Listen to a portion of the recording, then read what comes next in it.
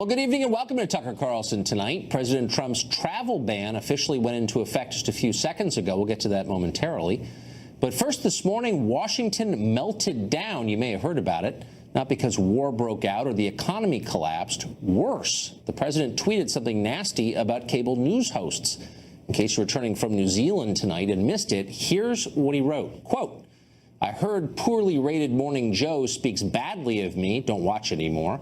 Then how come low IQ crazy Mika, along with Psycho Joe, came to Mar-a-Lago 3 nights in a row around New Year's Eve and insisted on joining me? She was bleeding badly from a facelift. I said no. Well, that was it. Chaos erupted. Democrats in Congress rushed to the nearest microphone to express shock and horror and call for the president's resignation. I think it's so blatantly sexist. I don't even know that there's a question about it. But sad to say, I am still the highest ranking woman. I thought that was all going to be resolved in November. Instead, we have a person in the White House who not only doesn't happen to be a woman, but happens to disrespect women. That's too bad. You spend your time in the morning dealing with attacking human beings that happen to be Americans and happen to be the media. Well, let me tell you something, Mr. President. I've gone through, as a member of the Judiciary Committee, impeachments, but we can't wait that long. It is time for you to resign. Well, meanwhile, over at CNN, you would have thought a new ISIS torture tape had been released, except worse because it was Trump. The man who in his life and in the campaign has acted like a misogynist, a sexist, a sexual predator. He is just not a decent human being. This is objectively a statement from the highest office in the land, from the president, that objectifies women. This is a statement that is cruel. It attacks a woman's appearance. This dude, this disgusting dude, is the president of the United States and says, listen, you crazy lunatic 70-year-old man, baby, stop it. You are now the president of the United States, the commander-in-chief, and you need to stop acting like a mean girl.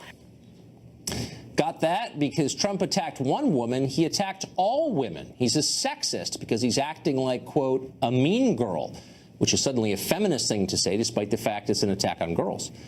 Okay, so what is this really about? Well, first, Trump is fighting back. The media suggests he's a mentally ill criminal. He calls them on their facelifts. He's a brawler. They're shocked by that, but they shouldn't be. There's something else going on, though. Trump doesn't play by the rules. He's a threat to the people who make and enforce the rules. In this case, the media establishment here in Washington. They hate him for that, and for good reason. They pretty much said so out loud today. I can tell you, working overseas in war zones, people are emboldened by the actions of this administration, emboldened by the all-out sort of declaration of war on the media. There are people in the country who don't understand that this is a cynical reality TV game, and are going to hear over and over again from the president that the reporters, journalists, are enemies of the state. And someone, I mean, God forbid, but someone is going to do something violent against journalists in a large way, and then I know where the fault lies. In other words, disagreement equals violence. If you criticize me, you're a physical threat. I feel unsafe. You must be silenced. First they came for Morning Joe. You've seen this gambit on college campuses for years. It's how liberals silence dissent, by conflating contrary opinions with violence. If it's strange to see middle-aged reporters in a studio in Washington fretting about their own safety, it shouldn't be. Passive aggression is the universal currency of the left. Nothing is more empowering than victimhood. It won't be long before NBC's entire White House unit claims affirmative action status.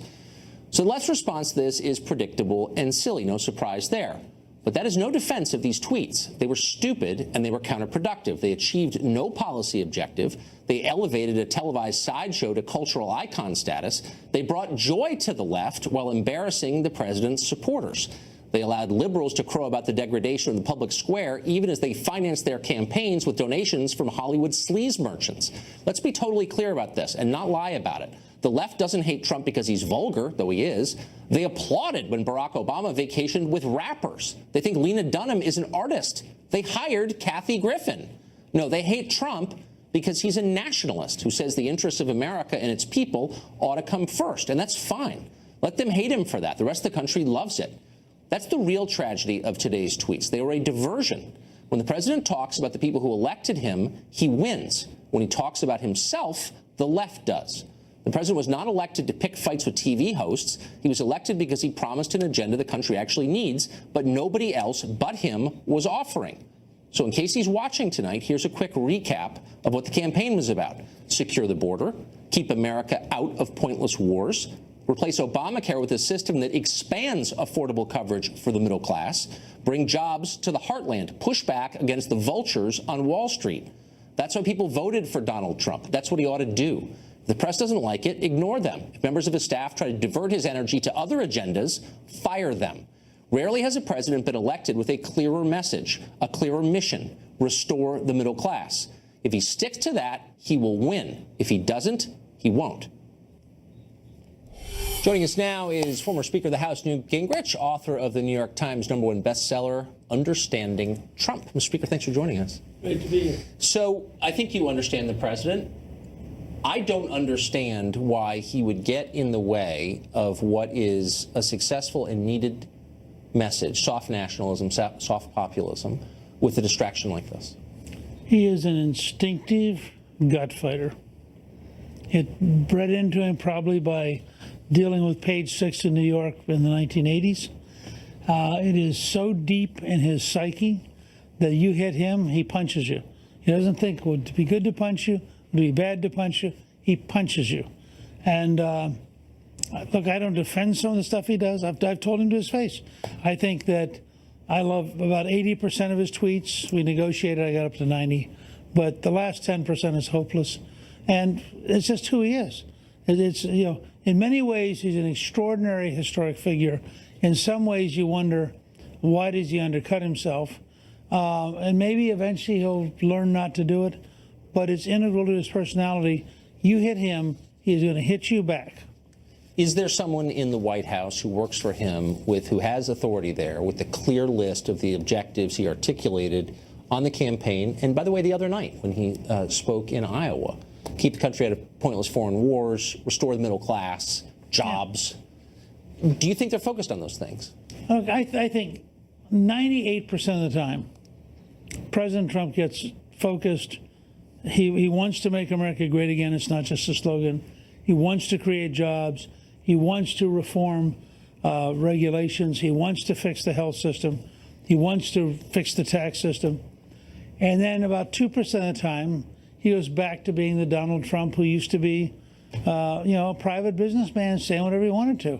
And the 2% of the time, of course, in the media world, blows up and takes up almost half the space. Right. No, there's no question about that. It is given disproportionate attention by people who are already opposed to his agenda and who also are shallow, and in a lot of cases dumb. But people who aren't dumb and who have supported him and who I think hear kind of the policy dog whistle that he was emitting for the last few years are concerned about the number of Goldman Sachs people, for example, in the White House who don't seem to understand the agenda at all and maybe working at cross purposes against it. Do you think that's a fair concern? Sure. Look, I think it's fair to say, like every White House, there's tension. Yeah. You know, in the Reagan White House, which is now romanticized, Jim Baker came from one direction, Ed Meese came from another, Mike Deaver came from another, the National Security Council came from a fourth direction. Reagan presided over the whole thing. And Reagan, in the end, made the decisions. The same thing's happening here. They brought in a lot of really smart people from many different directions. I mean, people talk about Goldman Sachs, and they've had certainly a lot of alumni there. On the other hand, I mean, even Steve Bannon, ironically. So here's Bannon, who's the nationalist, but he's Goldman Sachs alumni. That's true. It's partly a tribute to how good Goldman Sachs is. It's the Harvard of financial investing. On the other hand, in the end, it comes down to one person. And like Franklin Delano Roosevelt or Abraham Lincoln or Ronald Reagan, that one person has a pretty good sense of where he wants to go. And Trump routinely runs over everybody, routinely imposes his will, and gets them back on track, which is a very bold, very dramatic, and profoundly transformational direction. That's reassuring from a man who understands Trump. Mr. Speaker, thank you. Good to see you. Well, journalists are saying tonight that Trump's rhetoric is placing them in physical danger. Time to give them special status, safe spaces. In the White House briefing room, Jeff Mason writes for Reuters, is the current president of the White House Correspondents Association. He joins us now. Jeff, I'm not making the case that journalists ought to like Trump. He's attacked them a lot. He doesn't like them and says so. But I wonder if you're a straight news journalist covering the news, why you'd insert yourself into the story. And that's what you see on a lot of the other channels. People who are just, non-opinion people talking about themselves and basically showing their cards, showing their animus toward the president. How's that helpful? What examples are you thinking of? Well, I mean, you saw it on the clip we just played from CNN, where one of their foreign correspondents said basically what Trump said today makes our job more dangerous, empowers ISIS. I mean, that's a ludicrous statement. There's no evidence to back that up. That's not reporting. That's emotion. And it discredits the person who said it. But the president used an emotional tweet to criticize a working journalist. So I think that's probably what leads to... Working journalist might be a little strong, but a TV host, sure, yeah. She's a journalist. Yeah, okay, fine. Yeah, and I think that leads to putting journalism in the crux of the story. I think any good journalist would prefer not to be the center of the story. I certainly would prefer to be writing about the news, asking about the policy, writing about the substance of what a White House is doing. But the president creates news with his tweets, as you two were just discussing. So, as I just said, the president doesn't like journalists, but straight journalists probably shouldn't say in public they don't like the president or give that impression, because that undercuts their role as an objective observer of the news. And yet no one seems to be reining them in. And I think it's doing damage to the perception that the press is objective. You think it's doing damage when reporters show how they really feel about a politician they're supposed to be covering objectively? And they are. And nobody is saying anything about it, and I wonder why. Well, and you and I have talked about this before. I think it's important for consumers of news to know where they're getting their news. If you're watching an opinion show or a commentary show like yours, or watching a show that is a straight news show, if you're watching television, or if you're getting your news from a newspaper or a website or a news agency, I think that's very important. And I think if you are a reporter who works for a news organization that is, or a show or a newspaper, whatever, that is a straight news organization, absolutely, you should be neutral and you should report the news neutrally. Do you think Trump's tweets this morning put foreign correspondents in danger abroad? I don't know. I can't answer that. I think that the White House was asked about that. Sarah Sanders, I think, said the President Trump, of course, does not encourage violence. But I think that the world is watching. I think the world does watch and listen to the rhetoric that President Trump uses. So do you think ISIS will now conclude, we kind of like journalists before, American English-speaking journalists, but now we don't because Trump doesn't like them? I'm not qualified to speak as what ISIS is thinking about. But would you agree that's one of the most ludicrous suggestions ever uttered on television? I think I'm not going to take an opinion on that. I'm going to say I think people are listening to what the president says and what he writes and what he does. He has the biggest bully pulpit in the world, right. And that has an effect. Words matter. So what does that mean exactly? It has an effect, words matter. You mean that journalists will be physically imperiled because Trump doesn't like them? I can't answer that, Tucker. I don't know what the effect is going to be. What I'm saying is the president, when he criticizes journalists, others are watching and seeing that. Whether it's a foreign leader in China, whether it's a person in a country who doesn't believe in press freedoms, they look at the United States as an example on how press freedom works. So last question. They look and they see what the president does, and that has an impact. It's debatable. We don't know whether it has an impact. We don't know whether the Chinese are saying, you know what, we're going to clamp down further. We're going to do another deal with Google to clamp down on press freedom because of what Trump said. Really quickly, do you think when the president says the press has personal animus toward me, they don't like me, and it makes me mad, do you think he has a point? I think that any president probably is going to be unhappy with his coverage. But do you think he's making a fair point? Do you think the press doesn't like him? I think when he says he's unhappy with his coverage, that is a legitimate point to make. Absolutely. Thanks for joining us. My pleasure.